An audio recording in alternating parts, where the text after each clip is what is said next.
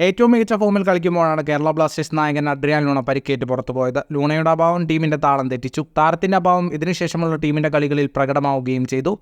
പരിക്കേറ്റ് പുറത്തു പോകുമ്പോൾ കേരള ബ്ലാസ്റ്റേഴ്സിനായി ഏറ്റവും കൂടുതൽ ഗോളുകളിൽ പങ്കാളിയായ താരമായിരുന്നു അഡ്രിയാൻ ലൂണ. കേരള ബ്ലാസ്റ്റേഴ്സ് ടീമിൽ താരത്തിന്റെ പ്രാധാന്യം എത്രത്തോളം ഉണ്ടെന്ന് ഇതിൽ നിന്നും വ്യക്തമാണ്. ലൂണ സീസണിൽ മുഴുവൻ പുറത്തിരിക്കുമെന്നാണ് പ്രതീക്ഷിച്ചതെങ്കിലും പ്ലേ ഓഫ് ആയപ്പോഴേക്കും താരം ഫിറ്റ്നസ് വീണ്ടെടുത്ത് തിരിച്ചു വന്നിട്ടുണ്ട്. പ്ലേ ഓഫ് തുടങ്ങും മുൻപ് തിരിച്ചു വരാൻ കഴിഞ്ഞതിൽ തനിക്ക് വളരെ സന്തോഷമുണ്ടെന്നും ലൂണ പറയുന്നു. വളരെ നിർണായകമായ ഒരു മത്സരമാണ് ടീമിന് മുന്നിലുള്ളതെന്നും അതിനായി ഒരുക്കങ്ങൾ നടത്തുകയാണെന്നും ലൂണ പറഞ്ഞു. അഡ്രിയാൻ ലൂണയുടെ തിരിച്ചുവരവ് കേരള ബ്ലാസ്റ്റേഴ്സിന് നൽകുന്ന ഊർജ്ജം ചെറുതല്ല.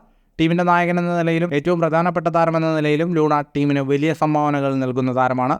ഇത്രയും കാലം പരിക്കേറ്റ് പുറത്തിരുന്ന താരത്തിന്റെ പ്രകടനം കാണാൻ ആരാധകരും ആവേശത്തോടെ കാത്തിരിക്കുകയാണ്. ലൂണ ഉണ്ടായിരുന്നപ്പോഴത്തെ സാഹചര്യമല്ല കേരള ബ്ലാസ്റ്റേഴ്സ് ടീമിൽ ഇപ്പോഴുള്ളത്. ടീമിന്റെ പ്രകടനം വളരെ മോശമായിട്ടുണ്ടെന്നതിന് പുറമെ പുതിയ താരങ്ങളും എത്തിയിട്ടുണ്ട്.